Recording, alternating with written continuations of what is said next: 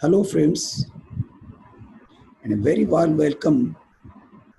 to you all on the YouTube channel of Professional Times. Today, we have come to discuss with a very important provisions introduced in the Income Tax Act in the Budget 2020, that is Section 271 AAD, regarding penalty for false entry or omission of any entry, that is called the bogus entries. Friends, it is a very important provision introduced in the budget 2020, and this provision is applicable with effect from 1st April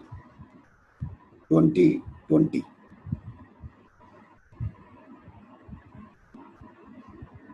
We will discuss this section, each and every clause first, and then the implication of the provisions of this section. Friends, I tell you, this is a very dangerous and draconian provisions introduced in the budget 2020.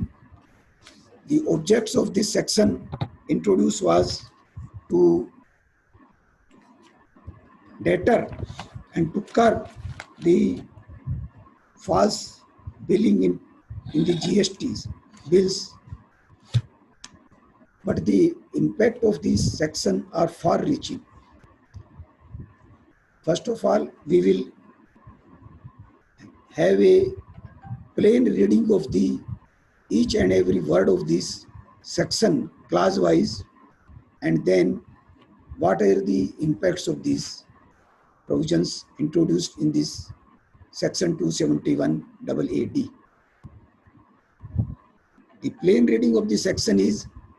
271 AAD is that without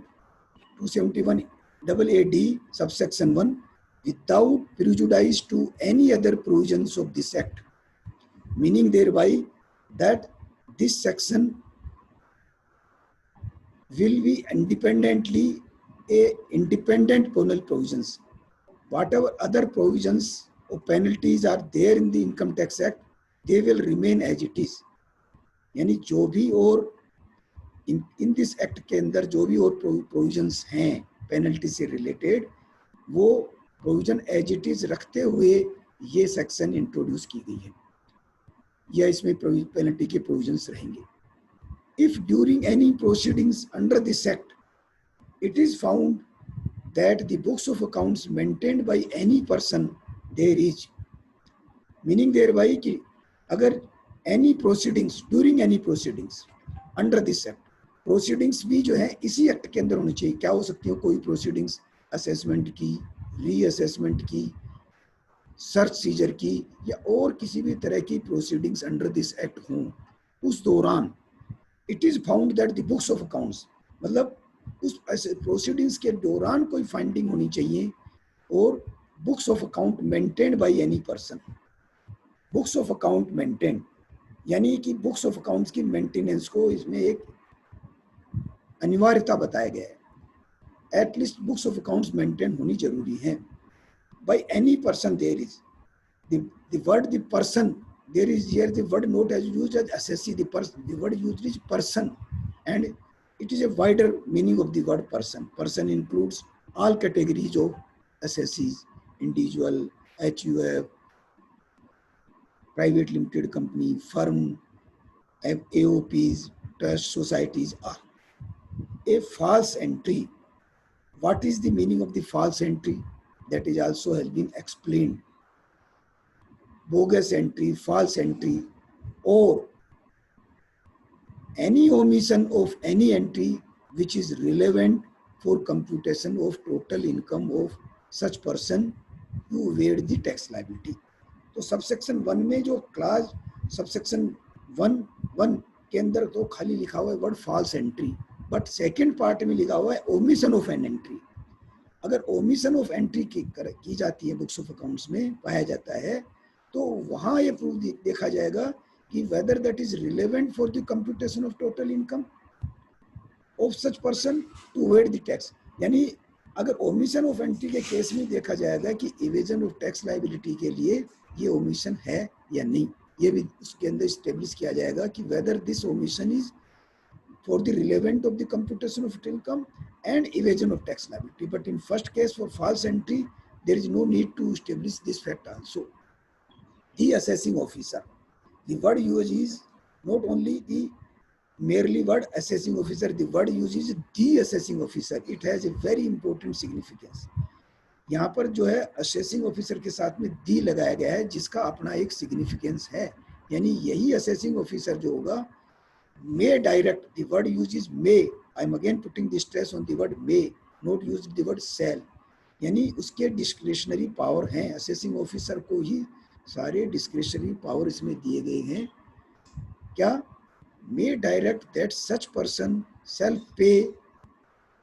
by way of a penalty a sum equal to the aggregate of amount of such false or omitted entry। यानी जो आदमी या जो books of account, जो SSC या person जो books of account ये maintain कर रहा है, वो पे करेगा बाय वे ऑफ पेनल्टी। कितना अमाउंट?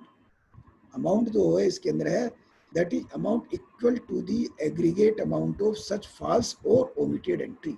यानी जितना अमाउंट ओमिट किया या फॉल्स एंट्री डाला गया, उतने अमाउंट के बराबर इसमें पेनल्टी के लिए प्रोविजन किया गया है। इसमें कहीं भी ये नहीं लिखा हुआ है कि असेसिंग ऑफिसर इस पेनल्टी को अपनी मर्जी से कम या ज़्यादा कर सकता है। ये penalty that shall be to the aggregate amount of such false और ओमिटेड एंट्री। जितना अमाउंट फॉल्स एंट्री का पाया गया है या ओमिट किया गया है, उतने टू दैट एक्सटेंट जो है ये पेनल्टी वो लगाएंगे। मे वर्ड है, बहुत ही ड्रैकोनियन प्रोविजंस हैं। लोअर लेवल के ऊपर इतने ज़्यादा सीरियस पेनल्टी के प्रोविजन एक असेसिंग ऑफिसर को दिए जाना मेरे सोच समझ से ये बहुत ही डेंजरस प्रोविजन है। बहुत ज़्यादा अनफेटर्ड पावर एक लोअर लेवल पर दिए गए हैं, जबकि इस तरह के पावर्स देने के लिए कम से कम कमिश्नर की अप्रूवल या हायर अथॉरिटीज या ग्रुप ऑफ सीनियर ऑफिसर्स या जो है हायर अथॉरिटीज़ को कॉन्फिडेंस में लेकर के इस तरह के प्रोविजन होने चाहिए। मेरी समझ में ये बहुत ज़्यादा ड्रैकोनियन प्रोविजन है कि लोअर लेवल पर इस तरह के जो घातक प्रोविजन किए गए हैं, इसके परिणाम बहुत भयंकर निकले। इस प्रोविजन के ऊपर इस जो सेक्शन 271 AAD जो इंट्रोड्यूस हुई है, इसके बहुत ही फार रीचिंग कंसिक्वेंसेज हैं, बहुत ही घातक प्रोविजंस हैं और सभी प्रोफेशनल्स को, सभी बिजनेस क्लास को इनको बहुत गहराई से समझने की सख्त ज़रूरत है, क्योंकि ये एक ऐसी पेनल्टी है जिसको पेनल्टी इन रेम कहा जाएगा, not a penalty in person. यानी ये कुनबे की पेनल्टी है। इसके अंदर न केवल जो ऐसा पर्सन है जिसकी बुक्स में ये एंट्री हुई है उसको, वरन इसमें आगे पढ़ने से पता चलेगा जिन्होंने इसको फैसिलिटेट कराया है उसको, और जो पार्टी इस ट्रांजैक्शन में इन्वॉल्व हैं, यानी ऐसे ओमिशन या फॉल्स एंट्री को करने वाले, जिन की बुक्स में भी ये ट्रांजैक्शन पाया गया है वो दोनों, और जिसने फैसिलिटेट किया उस तक को भी इस पैनल प्रोविजंस में कवर किया गया है। और in the history of the income tax act इस तरह का ड्रैकोनियन डेंजरियस जो पैनल प्रोविजंस हैं वो पहली बार ही बजट 2020 में इंट्रोड्यूस किया गया है। आगे क्या कहती है सेक्शन कि without prejudice to the provisions of this subsection the assessing officer may direct that any other person who causes the person referred to in subsection 1 in any manner to make a false entry or omits or cause to omit any entry referred to in that subsection shall pay by way of a penalty a sum equal to the aggregate amount of such false or omitted entry। तो कहने का मतलब ये है कि without prejudice to the provisions of this section, यानी जो section subsection 1 के जो प्रोविजंस हैं उनको विदाउट प्रेजुडिस, वो एज इट इज रखते हुए the assessing officer may direct any other person, now the word used any other person, यानी इस ये पैनल प्रोविजंस खाली जो है उसी व्यक्ति की, उसी पर्सन की बुक्स में अकाउंट के अंदर ही जो है पेनल्टी नहीं लगेगी जिसके यहाँ कोई फॉल्स एंट्री मिली या कोई एंट्री का मिशन हुआ, वरन any other person, any other person को बड़ा जोर देके इसमें अंडरलाइन करता हूं मैं, कौन सा other person, who causes the person to refer to in, जो कि इस तरह की एंट्री को फैसिलिटेट कर रहा है, काज टू यानी जो इस तरह की एंट्री करवा रहा है, फैसिलिटेट कर रहा है, सपोर्ट कर रहा है इस तरह की एंट्री को करने के लिए या उसको ओमिट करने के लिए, तो उसको भी इक्वल अमाउंट की ही, aggregate amount of such transaction, जितना अमाउंट इस ट्रांजेक्शन का है उतने ही अमाउंट की उसको भी पेनल्टी लेवी करेगा। कौन है, कौन, the same the assessing officer, जो असेसिंग ऑफिसर ओरिजिनल असेसिंग को जिसको ये पेनल्टी लेवी कर रहा है वही दी एनी अदर पर्सन को भी ये इतनी ही अमाउंट की एग्रीगेट अमाउंट ऑफ ट्रांजैक्शन जो है उसकी पेनल्टी को, उसको भी वो ऑर्डर इनिशिएट करेगा। और तीसरा, जिससे भी ये ट्रांजैक्शन रिलेट करता है उसको भी जो है इसके अंदर एनी अदर पर्सन के अंदर कवर्ड है। यानी कि अगर एक ट्रांजैक्शन, सपोज करो कोई भी ट्रांजैक्शन हुआ ए और बी के बीच में और सी किसी प्रोफेशनल ने या किसी और फैसिलिटेटर ने उसको फैसिलिटेट कराया, तो इसके अंदर एग्रीगेट अमाउंट ऑफ जो ट्रांजैक्शन है उसकी जो पेनल्टी के प्रोविजंस तीनों पर लगेंगे और दी असेसिंग ऑफिसर जो है वो उसको इनिशिएट करेगा। तो अगर मान लो तीनों का असेसिंग ऑफिसर अलग अलग है तो भी जो ओरिजिनल असेसिंग ऑफिसर है वो ओरिजिनेट करेगा ये पेनल्टी प्रोसीडिंग्स, और पेनल्टी प्रोसीडिंग्स के लिए इंडिपेंडेंट ऑर्डर इनिशिएट किया जाएगा, इंडिपेंडेंट उसकी पेनल्टी प्रोसीडिंग्स, बाकी के दूसरे भी जो अदर पर्सन है उनके भी वही जो प्रोसीडिंग्स चलाएगा सेपरेबिलिटी के, और ऑर्डर पेनल्टी का बना करके उसके रिलेवेंट एओ को वो ऑर्डर वो भेज दिया जाएगा। परंतु इसके अंदर उसको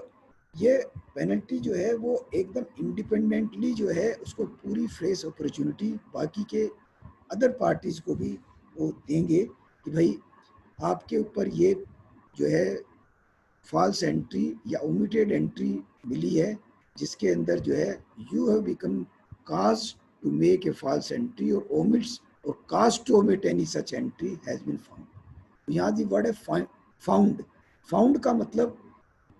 डिफरेंट एक्सपर्ट्स डिफरेंट इसका मीनिंग निकाल रहे हैं कि फाइंडिंग कंप्लीट होने के बाद में ये प्रोसीडिंग्स की जा सकती है या ड्यूरिंग जो प्रोसीडिंग्स के दौरान भी अगर वो इस तरह की जो है पेनल्टी जो प्रोसीडिंग्स इनिशिएट कर सकते हैं। ये डिफरेंट एक्सपर्ट्स के इसमें डिफरेंट विचार हैं। कुछ का ये कहना है कि जो फाइंडिंग का मतलब है after conclusion of findings, whereas कुछ लोगों का, एक्सपर्ट्स का ऐसा मानना है कि फाउंड वर्ड जो है जब भी उसको ऐसी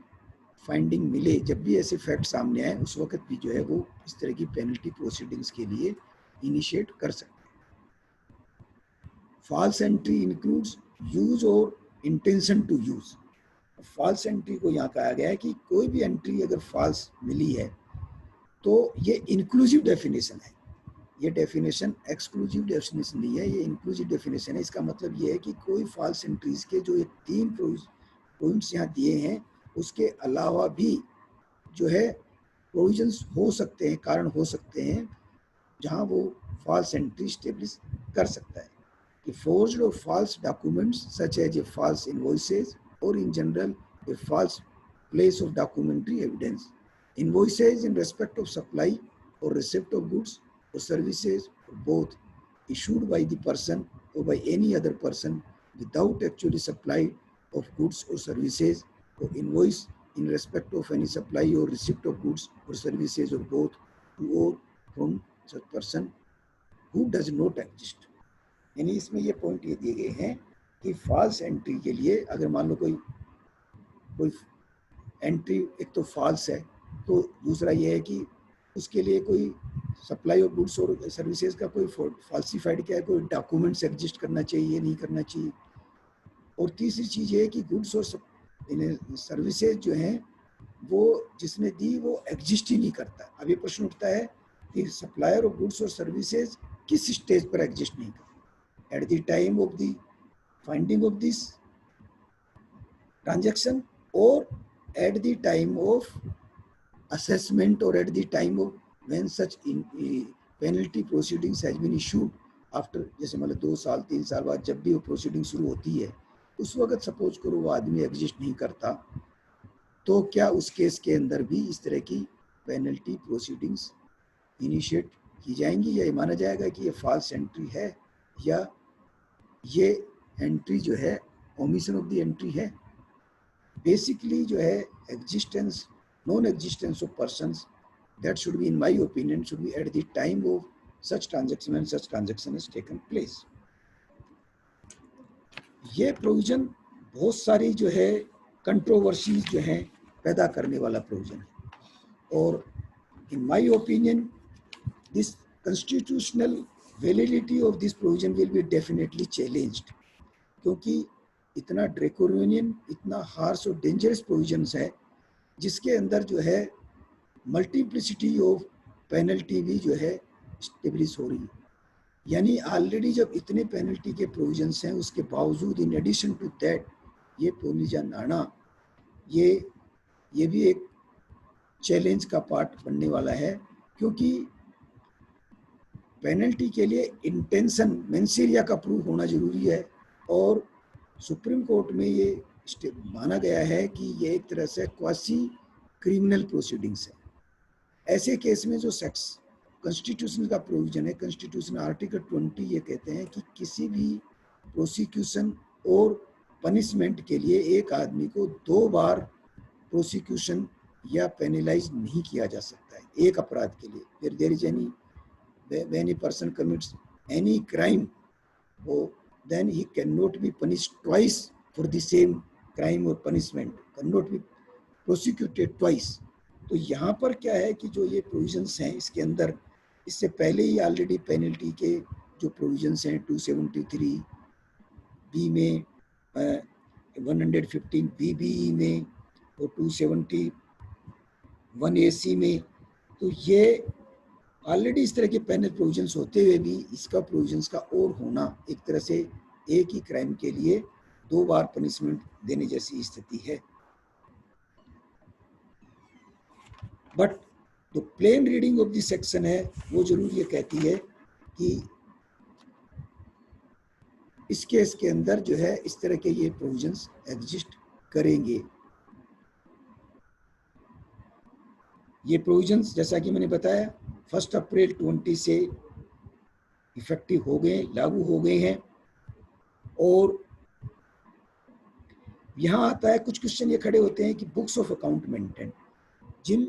अगर किसी पर्सन ने बुक्स ऑफ अकाउंट मेंटेन ही नहीं की या उसकी बुक्स ऑफ अकाउंट रिजेक्ट हो गई अंडर सेक्शन 145, अगर रिजेक्शन के केस में बुक्स ऑफ अकाउंट्स रिजेक्ट हो गई तो भी क्या ये प्रोविजन अप्लीकेबल होगा? 271 AAD की पेनल्टी लगेगी जब बुक्स ऑफ अकाउंट ही उसकी रिजेक्ट हो गई? तो मेरी समझ में फिर ये 271 AAD की पेनल्टी फिर अलग से नहीं लगनी चाहिए, क्योंकि जब बुक्स ऑफ अकाउंट ही उन्होंने रिजेक्ट कर दी, मानी नहीं, या बुक्स ऑफ अकाउंट मेंटेन ही नहीं की, तो एक क्वेश्चन खड़ा होता है कि जब बुक्स ऑफ अकाउंट मेंटेन नहीं की तो इसका मतलब ये है कि सारी की सारी एंट्री जो है वो ओमिट हो गई, और when all entries are omitted then the entire transaction which have been omitted due to non maintenance of the books accounts, तो क्या उन सब के पूरे अमाउंट की पेनल्टी लगेगी? तो यहाँ तो बेसिक जो ऑब्जेक्ट और मोटो है पेनल्टी का वही डिफीट होता नजर आता है कि भाई क्या टोटल इनकम से भी कई गुना ज़्यादा पेनल्टी लग सकती है इस तरह से। तो ट्रांजैक्शन अमाउंट के ऊपर अगर मान लो सारे के सारे ट्रांजैक्शन के ऊपर ही पेनल्टी में कवर कर दी जाएंगे, entire all transaction they will be covered as a total amount of penalty. तो ये जो कई क्वेश्चन जो इस प्रोविजन से खड़े हुए हैं ये बहुत ही महत्वपूर्ण क्वेश्चन है, और ये हम सब के लिए बहुत ही महत्वपूर्ण इशू भी बन चुका है, जिस पर हम सबको प्रोफेशनल्स को भी अंडरस्टैंड करना पड़ेगा कि इसकी वजह से जो है कभी भी असेसिंग ऑफिसर जो है ना किसी भी तरह से अनड्यू प्रेशर असेसिंग के ऊपर डाल पाए। वो कहेंगे कोई बात नहीं, तुम हमारी बात और कहीं नहीं मानते हो ना, तो हम सेक्शन 271 ए डी की पेनल्टी इनिशिएट करते हैं, जो कि इतनी खतरनाक प्रोविजंस हैं, जिसके अंदर वो किसी भी ट्रांजेक्शन्स को जो है वो जो फॉल्स एंट्री है या ओमिशन ऑफ द एंट्री है, उसके बेसिस के ऊपर वो जो है इतनी हैवी पेनल्टी जो है वो लगाने की जो अथॉरिटी जो देना एक लोअर लेवल के एक असेसिंग ऑफिसर को, मेरी समझ में ये बहुत ही घातक परिणाम इसके निकलेंगे। और इसीलिए बहुत सारे ट्रेड बॉडीज और एसोसिएशन इसको ऊपर पुनर्विचार करने के लिए भी जो है फाइनेंस मिनिस्टर को लिखा है। बॉम्बे चार्टर्ड अकाउंटेंट्स सोसाइटी ने जो है मेरी नॉलेज के हिसाब से फाइनेंस मिनिस्टर को ये विचार रखे हैं कि भाई इसके ऊपर पुनर्विचार किए जाए। ये बहुत ही डेंजरस प्रोविजंस है। एक तरफ तो हम बात कर रहे हैं ईज ऑफ डूइंग बिजनेस, और दूसरी तरफ इस तरह के पैनल प्रोविजन लगाना जिससे ये बंदा बिजनेस ही नहीं फिनिश हो जाएगा। अगर एक बार इस तरह की पेनल्टी लगा दी गई तो आप यकीन मानो कि उसके पास बिजनेस करने के लिए कुछ रह ही नहीं जाएगा, और बिजनेस करने में उसको बहुत ही जो है इतना डर लगेगा, इतना ऑफिसर से इतना डर लगेगा कि वो किसी भी तरह की जो है असेसिंग ऑफिसर जो है वो प्रेशर में लेकर के किसी भी तरह की अपनी जो है मनचाही जो है मनवाने के लिए उनको मजबूर कर दें। So in my opinion, it will be a very deterrent provisions, it will be a very draconian provisions, and we must think over it. अच्छा, इसमें एक बात आती है कि who will prove the onus or to prove the penalty. Onus to prove is on the assessing officer, यानी ये नहीं है कि वो असेसिंग ऑफिसर जो है वो एसएससी को इस तरह का नोटिस इशू कर देगा कि मैं आपके खिलाफ क्यों नहीं पेनल्टी प्रोसीडिंग्स इनिशिएट करूं under section 271 AD, you kindly explain that why I should not initiate penalty proceeding under section 271 AD, rather the AO will have to prove the entire liabilities to prove this penalty is on the assessing officer. He has to prove कि आपके जो books of accounts में जो false entry है या omission of entry है, ये 271 AD की पेनल्टी क्यों नहीं इनिशिएट किए जाए। इसी ये जो एविडेंस हैं उसको पूरी अपॉर्चुनिटी देनी पड़ेगी, कारण समझाने पड़ेंगे, एविडेंस इस्टेब्लिश करेंगे, और ये एविडेंस उसको तीनों पहले तो जिसके बुक्स में ये एंट्री मिली है उसको, जिसने फैसिलिटेट कराया उसको, और जिसने इस ट्रांजैक्शन के अंदर जो काउंटर पार्टी इस ट्रांजैक्शन की, उन तीनों के ऊपर जो है इंडिपेंडेंट पेनल्टी प्रोसीडिंग्स इनिशिएट होंगी। अब इसमें एक चैलेंज ये आता है कि अगर मान लो तीनों में से किसी एक के केस में ये पेनल्टी जो है अपील के अंदर अगर स्ट्राइक हो जाती है तो क्या होगा। तो मेरे समझ के हिसाब से फिर ये एंटायरली तीनों के केस के ऊपर ही उसका प्रोटेक्शन मिलेगा और ये पेनल्टी प्रोसीडिंग्स ड्रॉप होंगी। It is appealable to the higher authorities and such penalty may be waived by the settlement commission. Settlement commission को इस तरह की पेनल्टी को वेव करने का पावर मेरी समझ के हिसाब से होगा। तो ये एक जो बहुत ही इम्पोर्टेंट न्यू सेक्शन पेनल्टी की जो इस बजट 2020 में इंट्रोड्यूस की, इसको हमने कुछ विस्तार से डिस्कस किया है। इस संबंध में अगर कोई आपके कोई और फर्दर क्वेश्चन हो या कोई कंफ्यूजन हो तो you are always most welcome. You can contact me either on my mail ID or on my mobile number or by WhatsApp on my WhatsApp number, that is mkcacs@gmail.com, and my mobile number for WhatsApp call is 9810018056. Friends, I also request you to kindly subscribe to our YouTube channel Professional Times, and if you like this video, then kindly give your message accordingly to us to further send you such type of videos of very important topics and subjects. Thank you very much.